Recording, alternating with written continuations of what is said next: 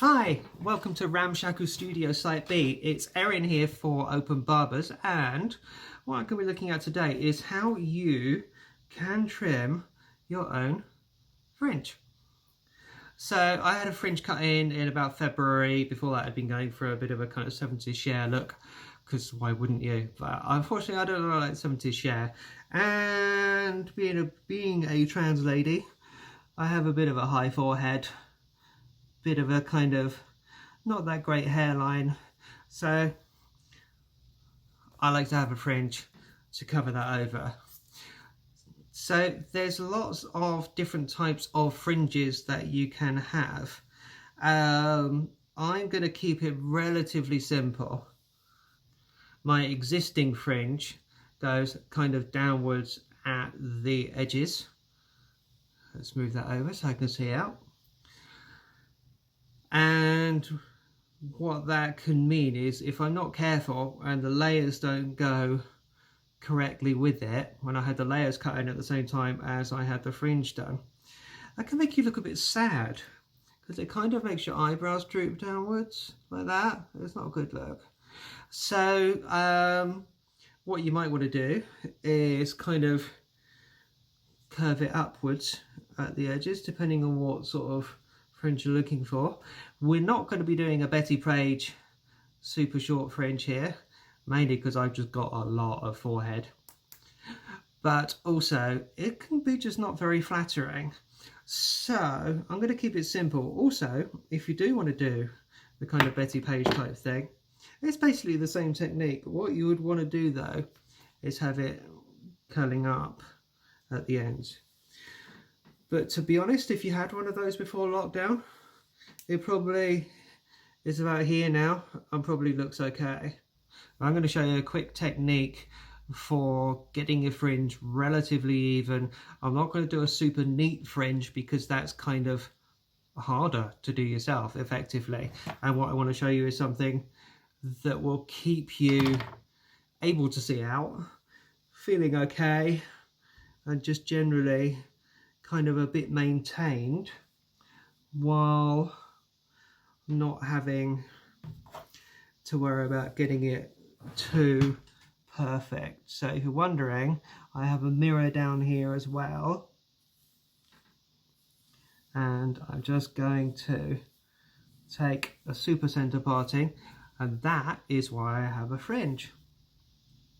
So center parting right up through the middle, surprisingly, and I'm just going to tie everything back, because I figure if I get hold of all of this and then stick it in a ponytail, the stuff that was my fringe will fall out. That's the plan. Let's see how that goes. There we go. So I've got a little bit of front layer there, which I don't want. I'm just going to take that, stick it behind the ear, keep it out of the way. But basically, that was my fringe. So what I'm going to do is not cut, first of all, too much off it, because although I can't see anything, I still want to keep it kind of Claudia Winkleman / mid-90s Naomi Campbell. So I'm not going to go too short. Also, you can always cut more off, but you can't stick it back on. So just making sure I've got all of my fringe. You should have a kind of slightly triangular shape up the top there. The other thing I'm going to show you is a nice neat technique for getting a bit of a kind of curve, and super simple. It takes a bit of finger fiddleage. So I'm using the fine end of my comb to twist, keep holding that hair nice and tightly. So now I've got basically the hair from that side is going across and is now here, and the same on the other side. So I'm keeping hold of that twist part very tightly. What I'm going to do is I'm not going to just go straight across it. I'm going to cut into it at an angle of about 45 degrees. These scissors, these are my hairdressing scissors. They're not super expensive. You can get similar ones online for probably about 30 quid. If you buy some from somewhere like Boots, actually the cheaper ones tend to be sharper. They don't last as long as the more expensive ones. But if you're only going to use it to cut your fringe a few times, otherwise, then it's fine. Otherwise, just use the sharpest scissors you've got in your house. So you can use kitchen scissors. If you're a sewer, then dressmaking scissors or anything like that will also be good. So sharpest scissors you can find. And what I'm going to do is I'm going to cut into this at an angle. So I'm moving into my fringe at an angle, and can you see there's almost like a serrated edge there? So I've cut triangle points into it, and I'm going to let go of that and see what I think. Okay, so I still can't see out of that brilliantly well, so I'm going to do it again. So we'll go up a little bit shorter, but same technique. If I try and hold that more centrally, I'm using my phone camera as a mirror, which is interesting. I've also got a mirror, so if I do, yeah, but if I do that, you can't see it. So I'm going in across again. I'm going to take that end bit off like that.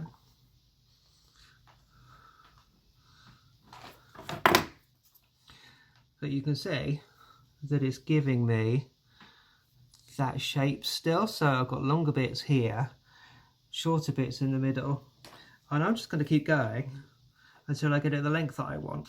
And I'm not going to get excited and just go, let's just cut loads off.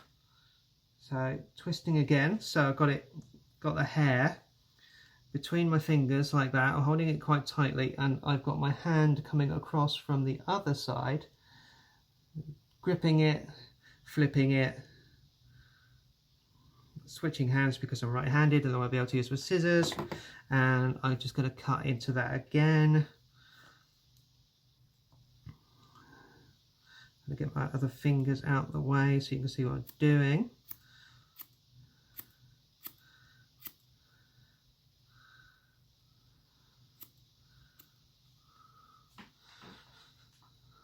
What do we think? A bit more? I reckon a bit more.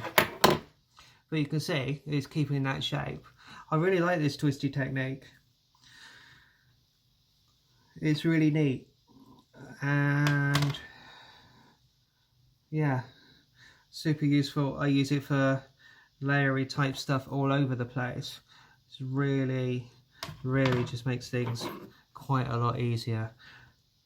So taking more hair off, again still using my chipping in technique.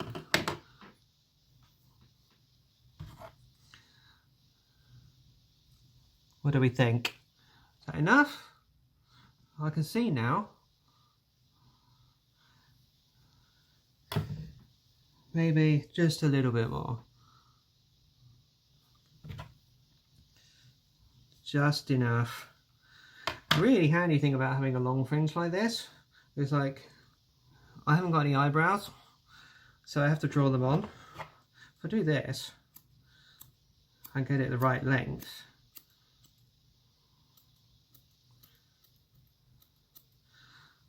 then you won't notice. How's that? I kind of like that, actually. I'm going to leave it like that.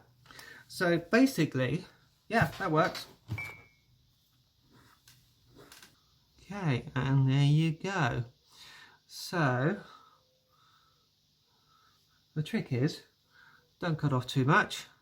If you want to get that more kind of Betty Pagey upward scoop, then what I would do is very carefully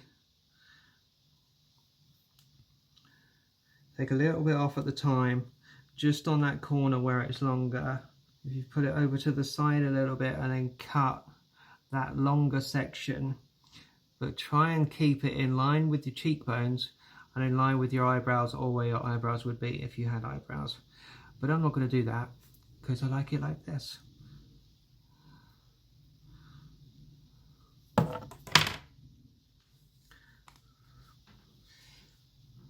So hopefully that's been slightly helpful, and